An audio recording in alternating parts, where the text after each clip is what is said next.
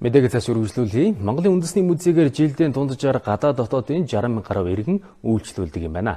Үүний тодорхой хувийг хөгжлийн бэрхшээлтэй хүмүүс эзэлдэг. За тиймээс хөгжлийн бэрхшээлтэй иргэдэд музей үзүүлэх боломж бүрдүүлэх төсөл хэрэгжиж байна.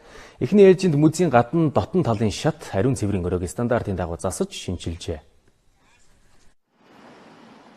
Монгол Улсын багш шиг сургуулийг сэтгүүлч мэргэжлээрээ төгсөж одоо сонгон биедээ амьдрах төвд ажиллаж байгаа Эрдэнэзул хөгжлийн бэрхшээлтэй болсноос хойш музей үзэж чадахгүй болжээ.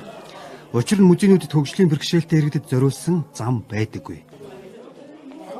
Амар шаттай байдаг болохоор төгсөж төгсөн. Тэгээ өнөөдөр ирж үзэж байгаад амар баяртай байна. Тэгээд ингээд цаашдаа энэс үлгэрлээд олон байгууллагын нээлттэй одоо хөгжлийн бэрхшээлтэй иргэдэд ээлтэй юм нийгмийг бий болгосоо л гэж хүсэж байна. Энэ төслийг 50 улсын засгийн газрын буцалтгүй тусламжаар 7.8 сая төгрөгөөр хэрэгжүүлж байна.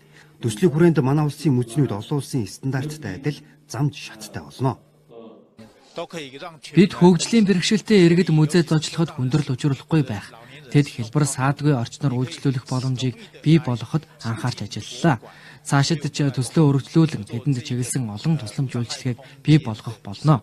Бид мөн музейн салбараас гадна нийгмийн халамжийн чиглэлд хөрөнгө оруулалтууд хийхээр төлөвлөж байна. За цаашдаа бол одоо бид энэ Монголын үндэсний музейг хоёр дэшигээ давхрууд руу гаргахад нь одоо цахилгаан шат энэ музей үзэх юм боломжийг одоо биелүүлэх ийм тал дээр одоо хамтаа ажиллахаар зорилж байна. Хөгжлийн бэрхшээлтэй иргэдийг чөлөөтэй оролцох орчныг бүрдүүлэхэд олон улсын хөрөнгө оруулалтаас гадна дотоодын дэмжлэгч хэрэгтэй байна. Тиймээс төр хувийн хөгжлийн хамтын ажиллагааг нэгтгэх зорилгоор хөгжлийн бэрхшээлтэй иргэдэд зориулсан үндэсний хөтөлбөрийг боловсруулжээ.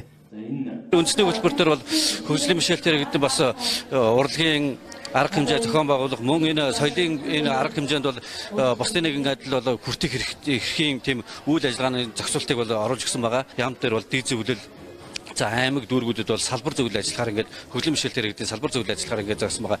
Хоорондоо ямар арга хэмжээг зохион байгуулахыг хичнээн төсөвлөгөө гэдэг асуудлыг бол энийг хэлцэж ярилцах юм боломжтой болж байгаа.